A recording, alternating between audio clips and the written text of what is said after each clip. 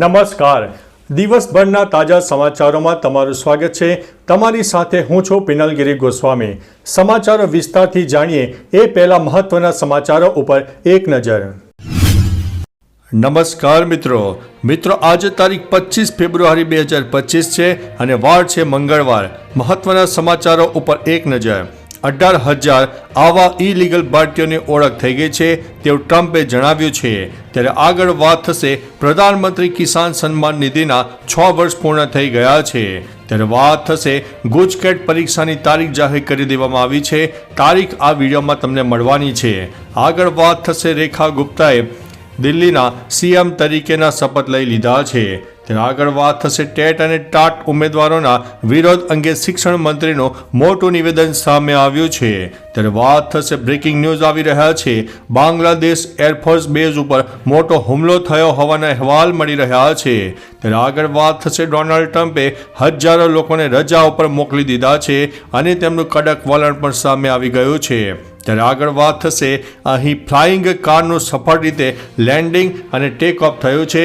વાત છે અમેરિકાની. ત્યારે આગળ વાત થશે બબ્બર ખાલસા ઇન્ટરનેશનલના 2 આતંકવાદીઓની ધરપકડ કરવામાં આવી છે.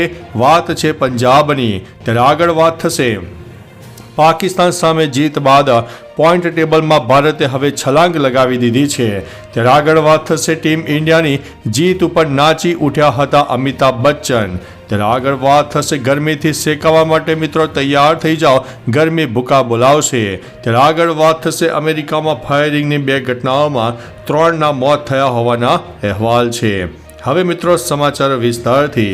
અમેરિકામાં 2 સ્થળોએ ગોળીબારની ઘટનામાં પેન્સિલ્વેનિયાના અને ન્યૂ મેક્સિકોમાં 3 વ્યક્તિના મોત થયા છે. રિપોર્ટમાં જણાવ્યા અનુસાર પેન્સિલ્વેનિયા હોસ્પિટલના ઇન્ટેન્સિવ કેર યુનિટમાં પિસ્તોલ અને જીપ ટાઈ સાથે હુમલાખોર ઘૂસી ગયા અને તેમણે હોસ્પિટલ સ્ટાફને બંધક બનાવ્યો હતો. પોલીસ સાથે એન્કાઉન્ટરમાં તેને ઠાર મારવામાં આવ્યો છે. આ પહેલા હુમલાખોરના ગોળીબારમાં એક અધિકારીનું પણ મોત નીપજ્યું છે. મિત્રો અન્ય મહત્વના સમાચારની વાત કરીએ તો ગરમીથી શેકાવા માટે તૈયાર થઈ જાઓ. રાજ્યમાં આગામી 2 દિવસ ગરમીથી શેકાવવું પડશે. સાથે સાથે વાદળછાયું વાતાવરણ રહેવાની હવામાન વિભાગે આગાહી વ્યક્ત કરી છે. વેસ્ટર્ન ડિસ્ટર્બન્સથી રહેશે બેવડી ઋતુની અસર. તો બીજી તરફ બપોરે મહત્તમ તાપમાન 35 થી 36 ડિગ્રી રહી શકે છે. રાજ્યમાં પવનોની દિશા પણ બદલાઈ શકે છે, જેના કારણે ઠંડી ધીરે ધીરે વિદાય પણ લઈ રહી છે અને ગરમીની અસર પણ વધારે જોવા મળી રહી છે. મિત્રો અન્ય મહત્વના સમાચારની વાત કરીએ તો ટીમ ઇન્ડિયાની જીત ઉપર નાચી ઉઠ્યા છે અમિતાભ બચ્ચન. ટીમ ઇન્ડિયાએ પાકિસ્તાનને 6 વિકેટથી હરાવીને ચેમ્પિયન ટ્રોફીના સેમીફાઇનલમાં પોતાનું સ્થાન સુનિશ્ચિત કર્યું છે. આ મેચ દુબઈ ઇન્ટરનેશનલ સ્ટેડિયમમાં રમાઈ હતી. તેથી બોલિવૂડ અને સાઉથની ઘણી હસ્તીઓ આ મેચ જોવા મુંબઈ પહોંચી ગઈ હતી. સોનમ કપૂર, અનુપમ ખેર, સાઉથના મેગાસ્ટાર ચિરંજીવી, વિવેક ઓબેરોય પછી હવે બિગ બીએ પણ ટીમ ઇન્ડિયાની શાનદાર જીત બાદ એક્સ ઉપર પોતાની ખુશી વ્યક્ત કરી હતી. મિત્રો અન્ય મહત્વના સમાચારની વાત કરીએ તો પાકિસ્તાન સામે જીત બાદ પોઈન્ટ ટેબલમાં ભારતે છલાંગ લગાવી છે. ચેમ્પિયન ટ્રોફીના પોઈન્ટ ટેબલમાં આ મેચ પહેલાં ટીમ ઇન્ડિયા બીજા સ્થાને હતી. ન્યૂઝીલેન્ડની ટીમ પહેલા નંબર પર હતી, પરંતુ હવે તેમાં ફેરફાર થયો છે. આ મેચ પહેલાં ન્યૂઝીલેન્ડની ટીમ 1 મેચ જીતીને અને વધુ સારા રન રેટને આગળ લાવી હતી. હવે ભારતના 4 પોઈન્ટ છે. ન્યૂઝીલેન્ડનો નેટ રન રેટ પ્લસ 1200 છે, જ્યારે ભારત વિરુદ્ધ પાકિસ્તાનના મેચમાં ભારતનો નેટ રન રેટ હવે વધીને પ્લસ 0.647 થઈ ગયો છે. મિત્રો અન્ય મહત્વના સમાચાર ઉપર નજર નાખીએ તો બબ્બર ખાલસા ઇન્ટરનેશનલના 2 આતંકવાદીઓની ધરપકડ કરવામાં આવી છે. પંજાબ પોલીસે રવિવારે આતંકવાદી જૂથ બબ્બર ખાલસા ઇન્ટરનેશનલ એટલે કે BKIના મુખ્ય 2 કાર્યકરોની ધરપકડ કરી છે, જેમના પાકિસ્તાન સ્થિત આતંકવાદી હરવિંદરસિંહ રિંડા અને US સ્થિત ગેંગસ્ટર હેપી પાસ્યર સાથે સીધા સંબંધો હતા. ધરપકડ કરાયેલા આરોપીઓની ઓળખ જગદીશસિંહ ઉર્ફે જગ્ગા અને શુભદીપસિંહ ઓલાખા ઉર્ફે શુભ તરીકે થઈ છે, જેમને પંજાબમાં ટાર્ગેટ કિલિંગ કરવાનો આદેશ મળ્યો હતો. મિત્રો અન્ય મહત્વના સમાચારની વાત કરીએ તો અહીં ફ્લાઇંગ કારનું સફળ રીતે લેન્ડિંગ અને ટેક ઓફ થયું છે. અમેરિકામાં ફ્લાઇંગ કારનું સફળ ટેસ્ટિંગ કર્યું હતું. કેલિફોર્નિયાના સાન મેટિયોમાં હેડક્વાર્ટર ધરાવતી કંપની 2015થી ઉડતી કારની ડિઝાઇન અને તેના ડેવલપમેન્ટ માટે કામમાં જોડાઈ ગઈ છે. કંપની દ્વારા ટેસ્ટિંગનો વિડીયો જારી કરવામાં આવ્યો છે જે વ્હીકલની ગ્રાઉન્ડ બ્રેકિંગ ક્ષમતાઓ ધરાવે છે. રિપોર્ટ મુજબ ટેસ્ટની શરૂઆત કેલિફોર્નિયાના રોડ પર બ્લેક કલરની ઇલેક્ટ્રિક પ્રોટોટાઇપ કારના ડ્રાઇવિંગથી થઈ હતી. મિત્રો, અન્ય મહત્વના સમાચારની વાત કરીએ તો ડોનાલ્ડ ટ્રમ્પે હજારો લોકોને રજા પર મોકલી દીધા છે. ડોનાલ્ડ ટ્રમ્પ વહીવટીતંત્રે યુએસ એજન્સી ફોર ઇન્ટરનેશનલ ડેવલપમેન્ટના 2000 કર્મચારીઓને કાઢી મૂકવા અને હજારો અન્ય કર્મચારીઓને રજા પર મોકલવાનું જાહેરનામું બહાર પાડ્યું છે. યુએસએઆઈડી કર્મચારીઓને છૂટા કરવાની મંજૂરી આપ્યા બાદ આ પગલું લેવામાં આવ્યું છે. યુએસ ડિસ્ટ્રિક્ટ જજ કાર્લ નિકોલ્સે સરકારની યોજનાને કામચલાઉ રોકવા માટે કર્મચારીઓની વિનંતીને ફગાવી દીધી છે. મિત્રો, અન્ય મહત્વના સમાચારની વાત કરીએ તો બાંગ્લાદેશમાં એરફોર્સ બેઝ ઉપર મોટો હુમલો થયો છે.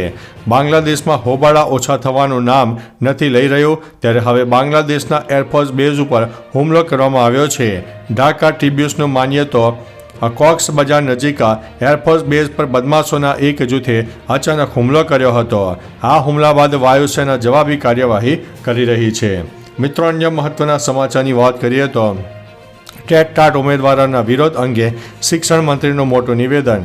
ગાંધીનગરમાં ટેટના ઉમેદવારોએ વિરોધ વ્યક્ત કર્યો હતો. આના પર શિક્ષણ મંત્રી પ્રફુલ્લ પાનસેરિયાએ જણાવ્યું હતું કે 24,700 શિક્ષકોની ભરતીની જાહેરાત કરી છે. તેમણે કહ્યું છે કે કેટલાક કારણોસર ભરતીમાં વિલંબ થયો છે. કહ્યું છે કે આચારસંહિતાને કારણે મોડું પણ થયું હોઈ શકે છે.